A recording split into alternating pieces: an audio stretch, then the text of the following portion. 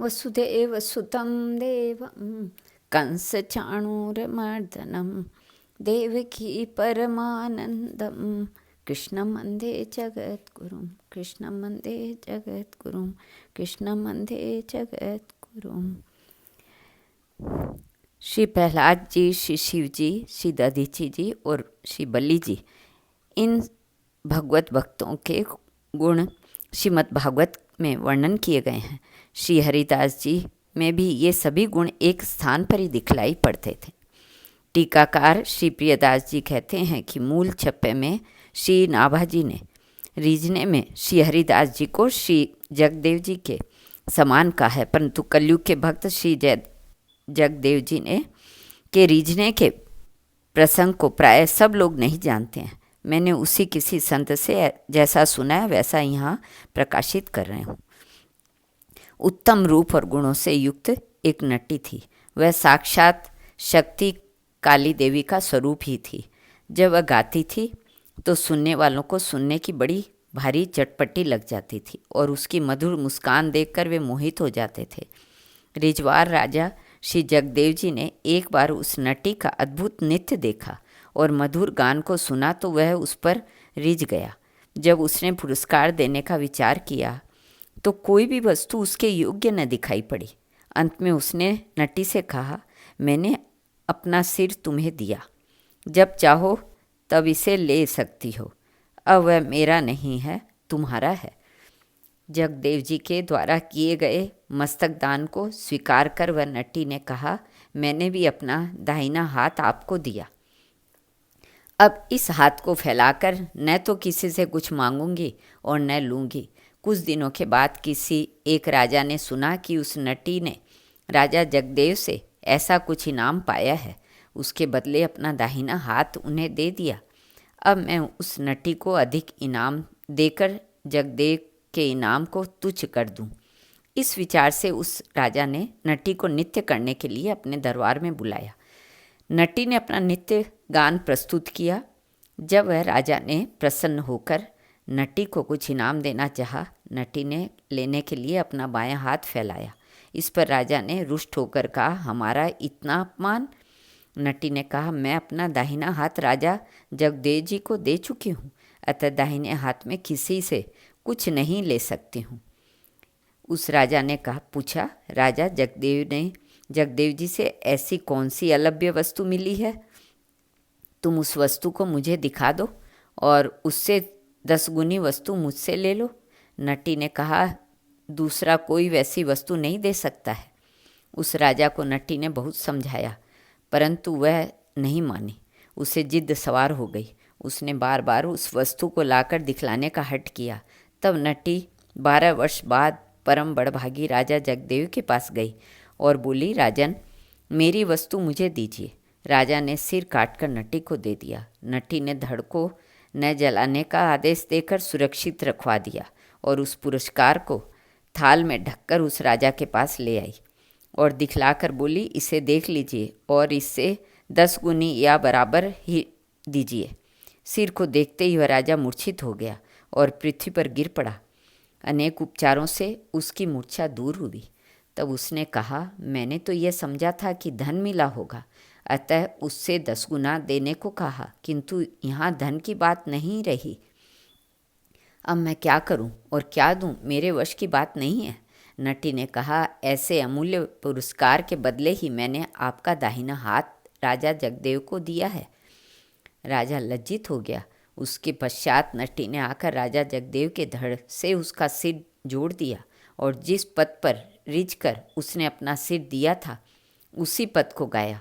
तान के साथ आलाप को सुनकर राजा जगदेव जीवित हो गए।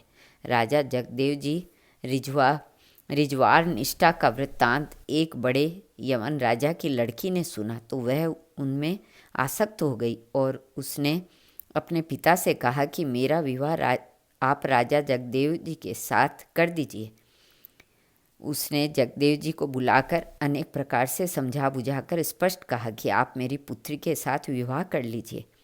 श्री जगदेव जी ने स्वीकार नहीं किया। राजा ने पुनः पुनः आग्रह किया, परंतु इन्होंने हर बार मना ही किया। तब उस राजा ने जगदेव जी को मार डालने की आज्ञा दी। बधिक लोग मारने के लिए ले जा रहे थे। राजकन्या ने देखा तो वह बोली, इनको मत मारो, मेरी इनमें अनुराग है, इन्हें मेरे सामने लाओ। सामने लाए जाने पर राजकन्या ने इनको अपनी ओर देखने के लिए बाध्य किया, परंतु श्री जगदेव जी ने राजकन्या की ओर नहीं देखा तो रुष्ट होकर उसने भी इन्हें मार डालने की अनुमति देकर कहा कि इसके सिर को काट मेरे सामने ले आओ। बधिकों ने ऐसा ही किया। राजकन्या अपने सामने कटे सिर को रखकर जब उसकी ओर देखने लगी तो वह सिर राजपुत्री के सामने घूम गया। इस धर्मनिष्ठा पर सभी लोग रिझ गए। टीकाकार श्री प्रियादास जी के बताते हैं कि श्री जगदेव जी की रिझावर निष्ठा का विस्तार से वर्णन किया गया है। अब श्री हरिदास जी ने जैसी साधु सेवा की उसको सुनिए। राजा होकर इनकी साधु सेवा में ऐसी निष्ठा थी कि वे संतों से पर्दा या किसी प्रकार का कपट नहीं करते थे। बिना रोक टोक के साधुओं का महलों में आना जाना होता था। ऐसी विलक्षण एवं दृढ़ निष्ठा देखकर भगवान ने इनकी परीक्षा ली। परीक्षार्थ एक अल्प वयस संत का रूप धारण करके आए और इनके यहाँ निवास करने लगे। इनके प्रति श्री हरिदास जी का भगवानमय वात्सल्य भाव था। वे बालक बालिकाओं के साथ खेलते रहते। एक दिन ग्रीष्म ऋतु में बालक बालिका छत पर सोए हुए थे। वे कुछ ओढ़े हुए नहीं थे। श्री हरिदास जी दातून करने के लिए छत पर चढ़कर गए। गहरी नींद में संत भगवंत को बेसुध सोए देखकर इन्होंने अपनी चादर ओढ़ा दी। शयन के दर्शन कर आप नीचे उतरे तो हृदय में प्रभु का ध्यान उनमें मग्न हो गए। प्रातःकाल होने पर बालक भगवान और राजा की कन्या दोनों जगे। विलंब से जागने के कारण घबराए। विचार करने लगे कि हम चादर ओढ़कर नहीं सोए, फिर ये किसकी चादर है, कौन ओढ़ा गया। बालिका ने पहचान कर कहा कि यह तो पिताजी की है। भगवान हरिदास जी की परीक्षा ले रहे थे, अतः जैसी कुछ भूल हो गई हो ऐसी मुख मुद्रा बनाए दृष्टि को नीचे किए हुए छत से उतरकर स्नान करने चले। प्रभु की ऐसी चेष्टा देखकर रास्ते में मिलकर श्री हरिदास जी ने चरण पकड़ लिए और एकांत में विनती करते हुए कहा कि प्रभु आप भी लीला करें तो उचित है, परीक्षार्थ ऐसी लीला न करें जिससे नास्तिक दुष्टजन संतों की निंदा करे। मुझे अपनी निंदा से भय नहीं है, वह तो मुझे सुख देने वाली है, परंतु संत निंदा से हमें भय है।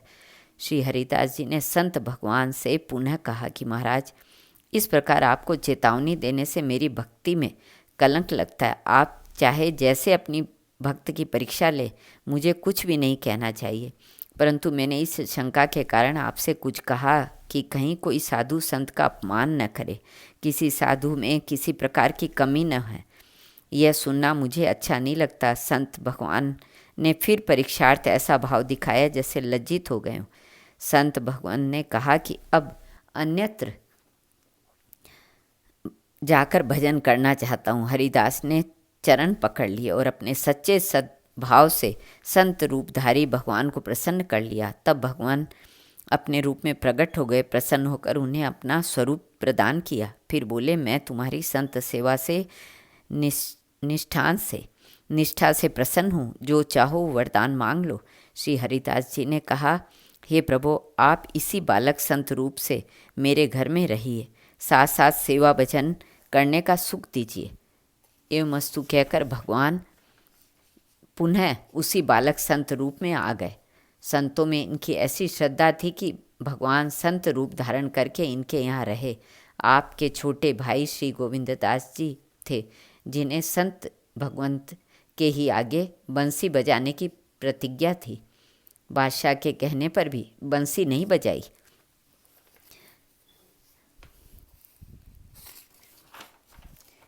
कृष्णदास जी, भक्तवर श्री कृष्णदास जी सुनार जाति के थे। इन्होंने परमानंद के रूप में युगल श्री राधा कृष्ण की सेवा को अपनाया। आप नित्य नियम से प्रियतम की सेवा करने के पश्चात उनके सामने आनंद मग्न होकर नित्य और गान करते थे। एक दिन आप नाचने गाने में ऐसे मग्न हो गए कि आपको अपनी शरीर की सुध बुध न रही। इसी बीच आपके एक पैर का नुपुर खुलकर गिर गया। आप नित्य भाव में विभोर थे, अतः आप नुपुर को बांध नहीं सके। नुपुर टूटकर गिर गया है, इसका आपको पता नहीं था। घुंघरू के बिना बजे ताल की गति बिगड़ गई। नित्य गान और तान ने रंग में रंगे श्रीलाल जी से यह सहन नहीं हुआ, अतः उन्होंने अपने श्री चरणों से अपना दिव्य नुपुर खोलकर श्री कृष्णदास जी के पैर में बांध दिया। अब ताल पर घुंघरू का बजना सुनकर श्री ठाकुर जी बहुत ही प्रसन्न हुए। नित्य गान के समाप्त कर श्री कृष्णदास जी जब स्वस्थ हुए तो उन्होंने देखा कि मेरे पैर का नुपुर अलग धरती पर पड़ा है और उसकी जगह मेरे पैर में दूसरा दिव्य नुपुर बंधा हुआ है। भगवान की इस कृपालुता का अनुभव करके आपके नेत्रों से आंसुओं की धारा बहने लगी। दूसरे जिन जिन लोगों ने जाना सुना उन्हें भी भगवत भक्ति प्रिय लगी, वे भी भजन कीर्तन करने लगे। श्री कृष्ण अर्पणमस्तु। बोलो भक्त और भगवान की जय।